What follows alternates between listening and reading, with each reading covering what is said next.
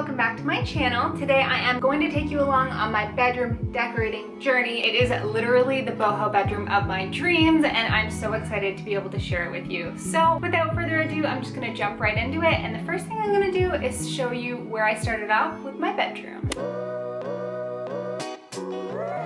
Okay, so this is the room before.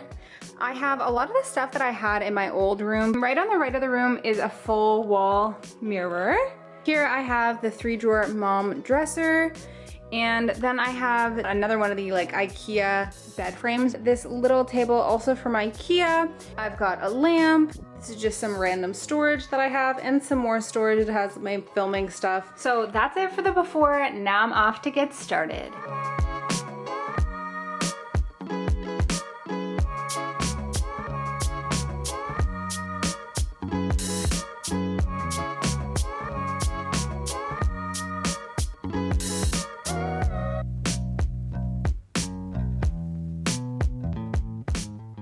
After everything was cleared out, I began removing all the old outlet covers and just patched up any holes to make sure that I had a really nice base to work with. Then I taped off all the edges so I could start painting, and I painted that gray accent wall with a really nice peachy nude color, and that's called Coastal Cottage by Benjamin Moore. And I did 2 coats of that just to make sure that it was really opaque. Then I painted the other 3 walls a crisp white color, and that was Night Blooming Jasmine by Bear.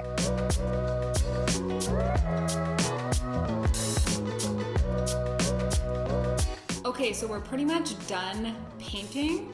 This nudish pink is perfect, and this white is the same white that I use in my bathroom, so we know that it works out. I'm so glad that we finished it. As you can see outside, it is nighttime out now. So I think we might try and make the bed now, or we might just sleep in the living room. I mean, we'll find out. Okay, so we decided to make the bed after all, so we have a proper place to sleep. This is our new bed frame in this little but long box, which we got from Amazon. So yeah, this will be fun putting this together. This was literally the easiest bed frame to put together. I actually couldn't believe it, and it probably only took about 15 minutes to assemble. It was just so quick. So here is my bed frame. Now that I'm seeing it alongside some of the other stuff that I got for the room, it's definitely too yellow. So my plan is to try and just sand off the outer layer. Hopefully it'll be like a nice raw pine color. I also have the headboard that I'm DIYing to match with the bed frame, and it's made out of raw pine as well. So I'm hoping that all in all, they're gonna match together and look like one cohesive set. So let's get started with that.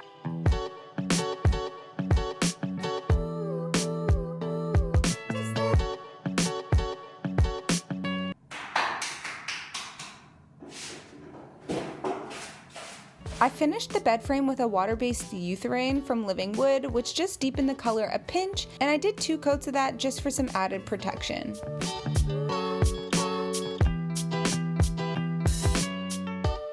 So we finished up with building the bed frame, and it's looking good, but did you notice there's no headboard yet? And that's because my plan is to make my own, and I'm going to be using some cane webbing, which I think looks really, really nice.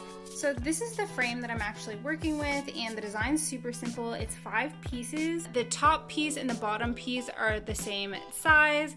The left piece and right piece are the same size, and then the one in the middle is a little bit shorter. So I will insert the dimensions probably on the screen right now, and this is for your standard double bed. So I just lined up the pieces of wood based on where they should connect and marked off where the screws should actually go through in the very middle of the piece of wood, and specifically I marked it off on either side. My whole issue is that the drill bit was not long enough to go all the way through the piece of wood. So what I did was I drilled through one side and then flipped it over and drilled through the other side so that each of the holes match with each other to create one really long hole. So you guys, now we have the hole on this side and the hole on the other side, and that is how you can drill through the whole way with a drill bit that is too short. And yeah, that's what took me forever to figure out. We also tested it with the big screws that we're gonna use, so it needs to go all the way through the piece of wood and into the next one. These are the screws I just mentioned, and I'm just starting to screw them in until they've just poked out the other side. Then I'm lining it back up with the other pieces of wood and pressing it in to create a little bit of an indent on the exact spot where the next screw hole needs to go. Then I just drilled a hole in that exact spot, and then I just finished screwing the screws in all the way until they were flush with the piece of wood. I went ahead and gave the whole frame a good sanding just to smooth out the raw wood, and I finished it off with 2 coats of the exact same water-based urethane.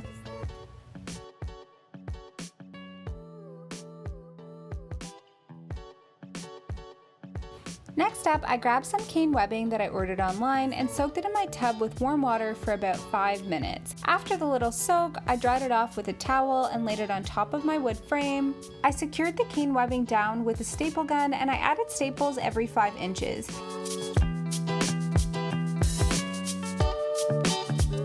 Once I was done, I cut off all the excess all the way around, and now it's time to mount it. I used these interlocking mounting brackets that I got off of Amazon, and I attached one on either side of the headboard facing downwards, and then I secured it in place with wood screws.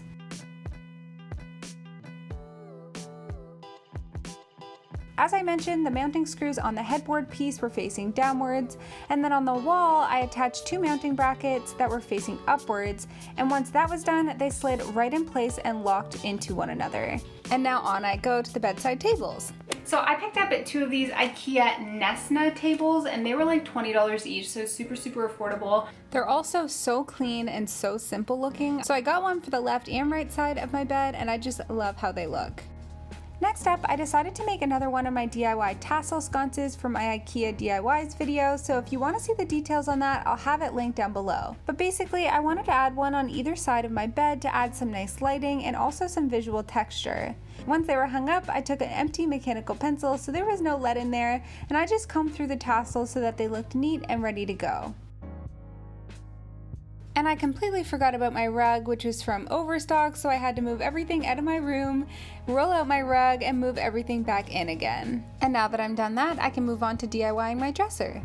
Okay, so this here is my existing IKEA dresser. I've had it for like 6 years, and it's pretty basic, and I just wanted to really spruce it up. My idea to DIY upgrade this is to cover it with fabric. It's almost like muslin, but it has these little specks in it, which I thought were really nice. I haven't seen anyone else do it online, so I'm really just taking a stab in the dark as to whether this is going to work. So wish me luck on this one. Let's get started right now. So I started off by removing the 3 drawers, and I ended up actually disassembling them entirely. I kind of just estimated how much fabric I'd need for each section, and then I cut the fabric to size.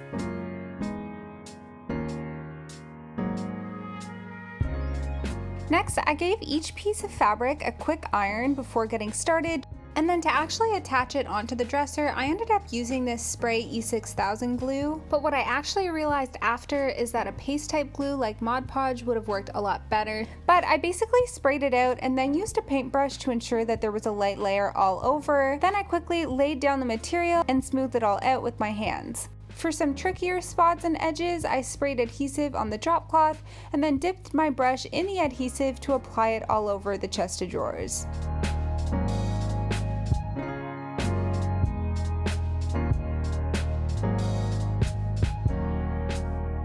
So update on the chest of drawers. I got like this far. I did the drawers, and now I'm like putting on these panel things. I have this side done as well.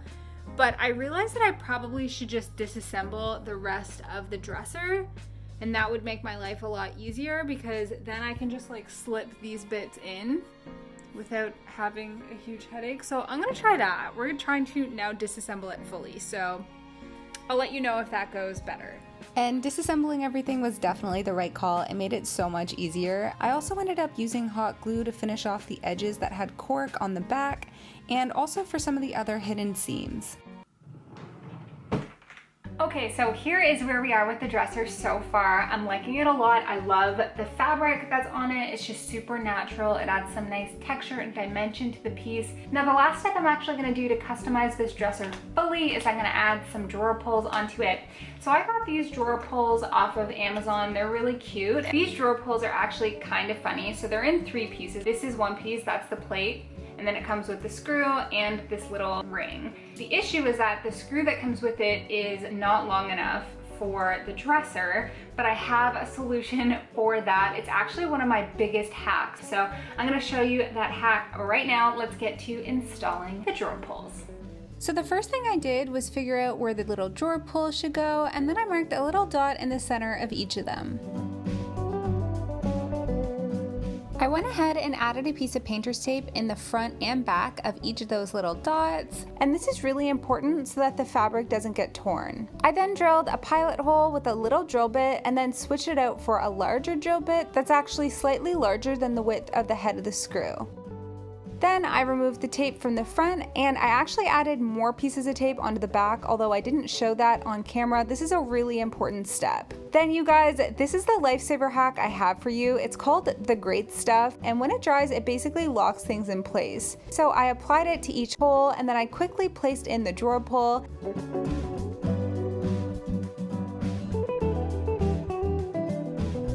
I secured each drawer pull in place with some painter's tape, and then I waited for it to dry for 8 hours. And just like that, you guys, the drawer pulls are stuck in place. And then finally, I got a piece of glass cut at Home Hardware to go on top of the dresser, and I just sanded the edges to make it safe to touch. Now to add a little bit of decor and storage, I picked up this really beautiful cane basket from H&M Home, and I'm using it to store one of my spare blankets. To go on top of my dresser, I picked up this large bamboo mirror for only $29 from HomeSense or HomeGoods if you're in the US. Then I grabbed this $4 vase from the dollar store that I sprayed with chalk paint, and I placed some pampas grass in it that I cut while I was in a park in the suburbs. I also picked up this little Dollar Tree vase, which I also spray painted with some chalk paint, and I placed it right beside it. Now on the left side, I'm actually using this DIY bag that I made out of a placemat in one of my previous videos, and I'm using that for some nice texture. I'm also using this little vase that I made in one of my recent dollar store DIY videos, which I made out of wooden dowels, and I'm just finishing it off with some eucalyptus that I got from Michael's. And the final touch for my dresser here that I'm adding is this little cute candle. Next up, I wanted to add some art to the wall, so I bought these prints off of Etsy for only $13 for the set of them, and I just got them printed online at Staples, and then I framed them in these cheap frames from Michael's.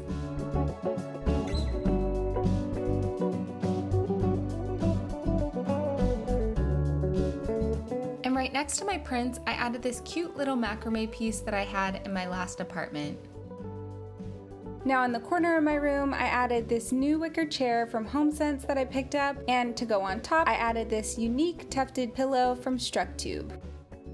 Now above the chair, I decided to create a little basket wall with baskets I found from the thrift store. I simply hung them on little nails, and it was actually a super affordable and easy way to make wall art.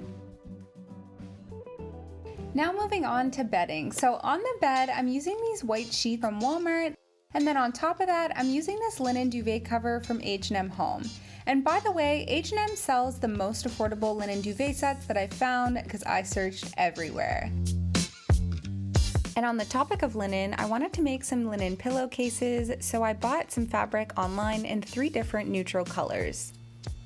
I measured out 21 by 21 inches for the front of the pillow, and then for the back of the pillow, I did 2 pieces of 14 by 21 inches. And just to show you how this is going to be assembled, so I have the front piece down, and then one of the back pieces on the left, and then one of the back pieces on the right. And here you can see how it's going to create a little pocket mechanism. Now to finish off the 2 back seams, I flipped over the little edge and did a straight stitch all the way down. Next up, I pinned the front and back of the pillow together, and then stitched the whole way around with the straight stitch, leaving a 1/4 of an inch from the edge.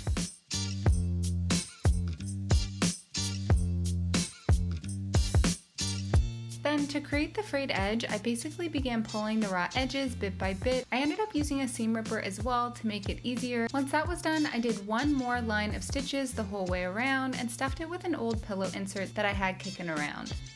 I seriously love how nice and professional all of them turned out. It actually looks like I bought them at a legit store. And then this last pillow is not actually one that I made. It is a nice and velvet one that I got from H&M Home.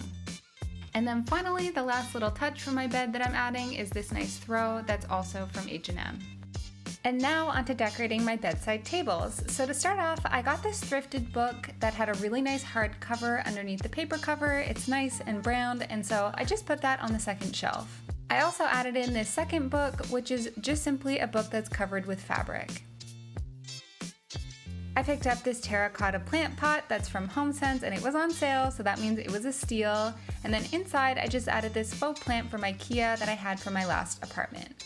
The last piece I'm adding to this bedside table is this vintage German designer glass vase, or maybe it's a cup, I'm not sure, but either way, it was for only $2.99 at the thrift store and it has the most unique shape. I really love it. And then for my other bedside table, I picked up this thrifted terracotta bowl with nice wicker or rattan accents, which I love.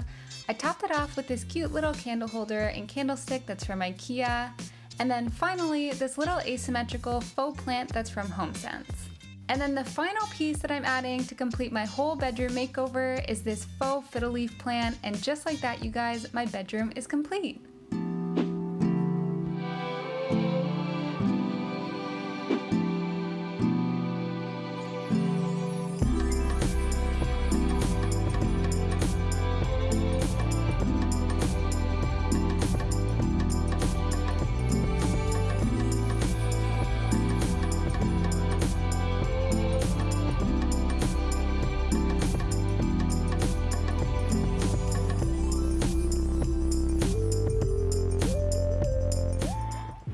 You guys, I cannot believe that this is how the room turned out. It is literally better than what I envisioned in my head, and every time that happens, I am so shocked. So thank you so much for everyone who's watched this far. Thank you for subscribing, liking, leaving those sweet comments that you guys do. It motivates me so much. It makes me so happy as well. So thank you so much.